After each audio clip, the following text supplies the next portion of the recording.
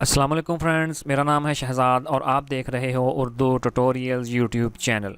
Friends, आज फिर एक नई और इन्फॉर्मेटिव वीडियो के साथ हाज़िर हूँ और हमेशा की तरह ये वीडियो भी आपके लिए बहुत ही यूज़फुल होने जा रही है, क्योंकि इस वीडियो में हम सीखने वाले हैं कि कंप्यूटर की वर्चुअल मेमोरी को कैसे बढ़ाया जाता है। फ्रेंड्स, आपने नोटिस किया होगा कि बाद औक़ात हमें अपने कंप्यूटर में एक मैसेज देखने को मिलता है जिसमें लिखा होता है कि आपके कंप्यूटर की वर्चुअल मेमोरी लो हो गई है और उस वक्त हमें उसे बढ़ाने की ज़रूरत महसूस होती है। फ्रेंड्स, ये उस वक्त वाक़या होता है जब हम कोई हैवी सॉफ्टवेयर अपने कंप्यूटर में इस्तेमाल कर रहे होते हैं, जैसे कोई वीडियो एडिटिंग वगैरह या फिर ग्राफिक डिज़ाइनिंग वगैरह कर रहे होते हैं। तो उस वक्त ये अक्सर हमें ये मैसेज देखने को मिलता है कि आपके कंप्यूटर की वर्चुअल मेमोरी लो हो गई है। फ्रेंड्स, अगर आप जानना चाहते हैं कि वर्चुअल मेमोरी क्या है और ये कैसे काम करती है, तो इसके लिए मैंने एक अलग से वीडियो बना रखी है जिसका लिंक आपको इसी वीडियो की डिस्क्रिप्शन में मिल जाएगा। तो आइए फिर बिना देर किए सीख लेते हैं कि अपने कंप्यूटर की वर्चुअल मेमोरी को कैसे बढ़ाया जा सकता है।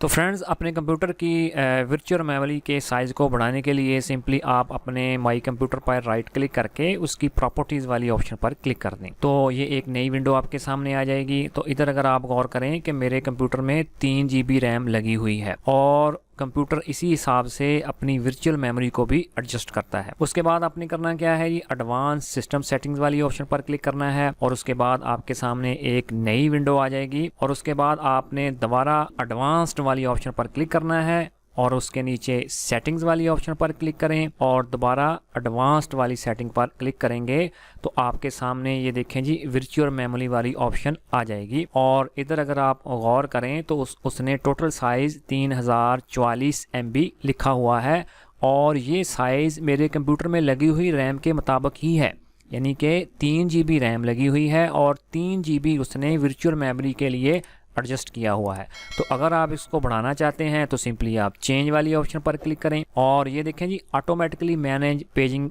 File size of all drives, इस बॉक्स को आपने अनचेक कर देना है। और इधर अगर आप गौर करें तो उसने सी ड्राइव में सिस्टम मैनेज लिखा हुआ है, यानी कि सी ड्राइव में उसने वर्चुअल मेमोरी को मैनेज किया हुआ है। तो आपने इस बॉक्स को अनचेक करके उसके बाद आपने देख लेना है कि मेरी किस ड्राइव में सबसे ज़्यादा स्पेस खाली है। तो फ़र्ज़ करें जी मैं ई ड्राइव को सिलेक्ट कर लेता हूँ और उसके बाद ये कस्टम साइज़ वाली ऑप्शन पर मैं क्लिक करूंगा और ये देखें जी नीचे 2 मज़ीद ऑप्शंस हमें देखने को मिल रही हैं। एक है इनिशियल साइज़ MB और maximum size MB। Initial size जो होगा वो हमारी इसी रैम के मुताबिक ही होगा, यानी कि 3 GB रैम लिखी हुई है तो 3 GB ही हम इधर MB डालेंगे। ये देखें जी जो पहले उसने एडजस्ट किया था 3044 और उसके बाद इधर आपने वो वर्चुअल मेमोरी का साइज़ देना है जितना आप बढ़ाना चाहते हैं। तो आप अपने कंप्यूटर में लगी हुई रैम को 3 गुना ज़्यादा बढ़ाकर इधर लिख सकते हैं। तो फ़र्ज़ करें जी मैं इसको डबल कर देता हूँ और इसका डबल हो जाएगा जी 6088।